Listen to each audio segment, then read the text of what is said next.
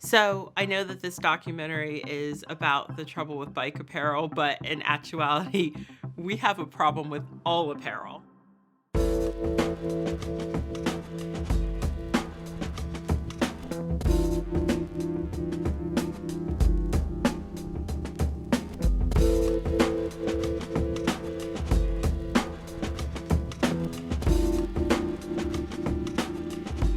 My experience in the World Tour is one of a sense of disposability.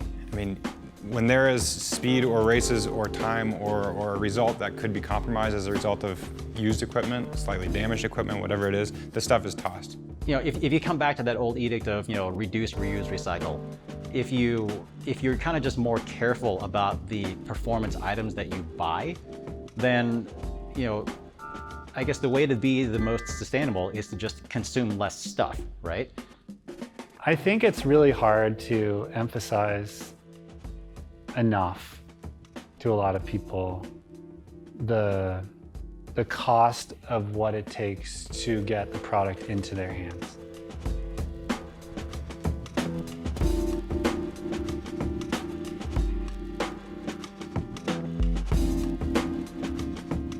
I don't think that the bike supply chain is much different from other supply chains. We've got some pretty big issues that we're facing. One of them is, petrochemicals and fibers like polyester, for instance.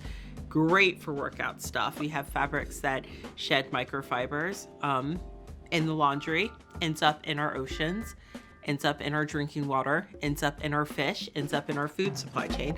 And we have a lot of them. 60% of the fabrics that currently exist on Earth are polyesters. I would say if we actually looked at the scale of performance fabrics that are already just here on the planet, we probably have enough where we could keep going for many years without creating any new ones because they're already here. And if we're just constantly creating from virgin polyesters, we're just adding to a pile that's probably the size of Mount Everest of fabrics.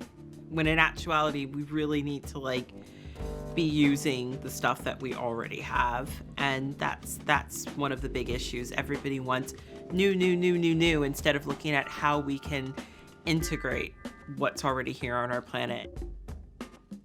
I feel like I'm in a little bit of a special situation because, just as part of my job, I do, there's a lot of gear that shows up on my door. But when I started a few years ago, actually just collecting the amount of plastic bags, or just collecting all the plastic bags that stuff arrives in, be it apparel or components or whatever. A lot of the supermarkets will take plastic bags in a little drop-off box.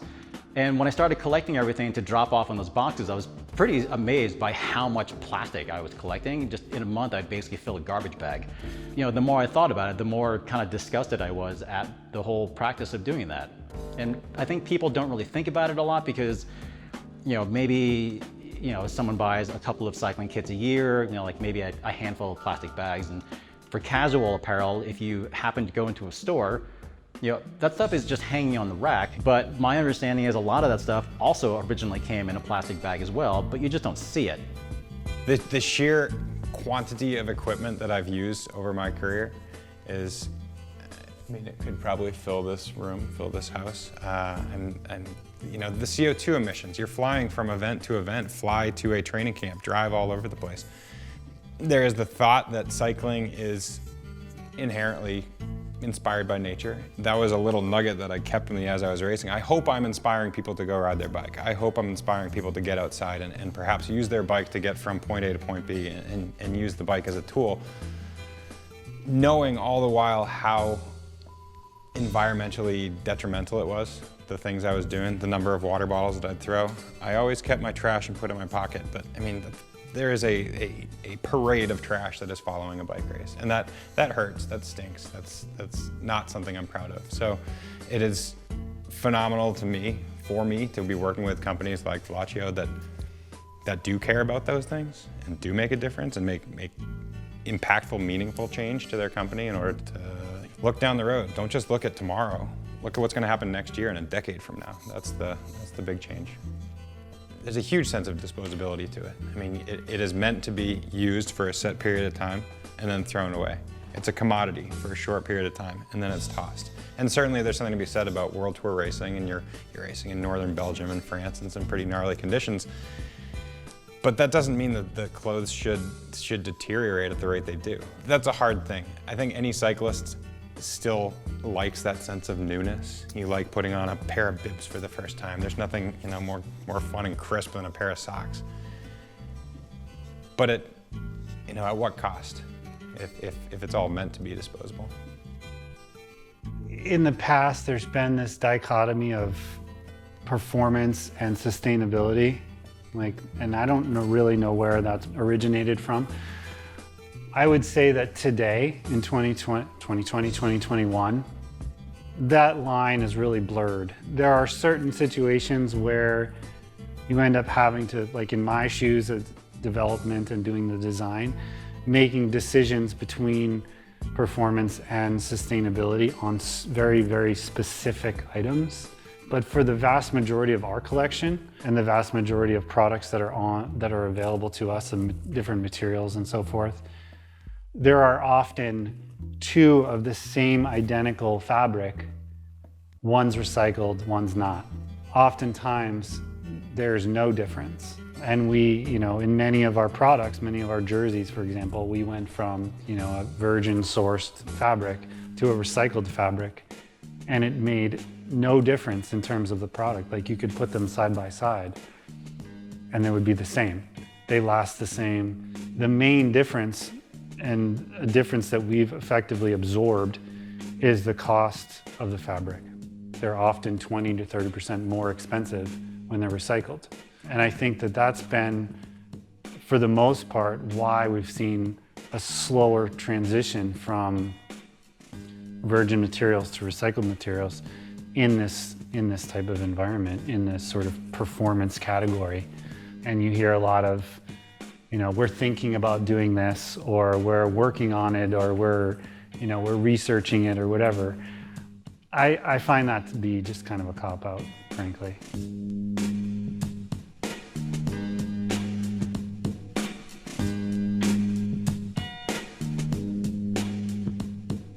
Take the attitude of being much more selective with what you buy. Like, maybe spend a little bit more, perhaps, to get something that you really want, instead of just something that's on sale, for example. And you're more selective in getting exactly what you think will suit your needs, that will last you a long time. At that point, yes, there are still resources that are required to make that item, but if you have it for longer, then ultimately you're consuming less in the long run. How can we measure from basically from raw material all the way through, how much does this product, this jersey, this bib cost? Cost really all of us, right? Because usually this type of stuff is very transactional. It's like, here's my money, there's my thing, I'm gonna use the thing, and then I'm gonna get rid of the thing. But when you start to dig into it, you start to realize, you could buy a pair of bib shorts for $80 or a pair for $280. And they're more or less very similar in terms of the carbon impact that they generate. Maybe if you're really good at it, you can get one a little lower than the other. But if you look at it from, okay, now I have to effectively wear this thing for this many hours or this many miles in order to make it essentially worthwhile, or more carbon neutral, if you want to even go that far. So is the $80 short going to do that? Or am I just effectively just creating this net gain over and over and over again? I really wish there was a way that we could get people to think about, what does it take to get it to me? And that's really hard. It takes a lot of work. It takes a lot of research and frankly, I just don't think people have time. I think a lot of people would be interested in that. The information is not really readily available. People are very opaque about that. And frankly, it's hard to find. It's hard to get, even when you are in connection with all these steps. But the more that we can kind of think about things that way, and even just from the perspective of how long is this going to last me, I think would make a huge difference. in how kind of everyone kind of goes about what they're doing, not only within cycling, but outside of that.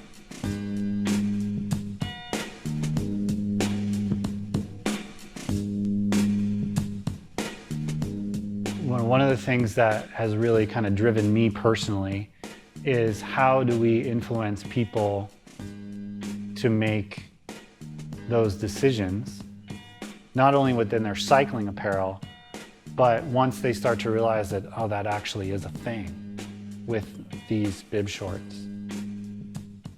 Like maybe that's also a thing with my refrigerator, or with the car I drive, or with the shoes I buy, or all the other things around it. So in that way, I feel like we can actually make a pretty significant impact on a lot of different people, even outside of cycling. You know, sometimes you get really discouraged about, like, we just make expensive spandex. Like, what's the big deal? Like, why do people care? Like, this is a superfluous thing. You don't really need this, et cetera, et cetera. Like, but that's the thing that sort of like kind of recenters everything, at least for me, is to say like, yes, true, but if we're gonna do it, let's do it right. And in that process, can we get people to think about what they're buying and how they're kind of going through their day? With regard to the sustainability, this is again the task and challenge of the last years. Our company turned to photovoltaic system since 2008 in order to use the sun energy that is very important in Italy, and also our lights are 100% LED lights. And we recently are changing our central heating to have a more efficient and sustainable equipment.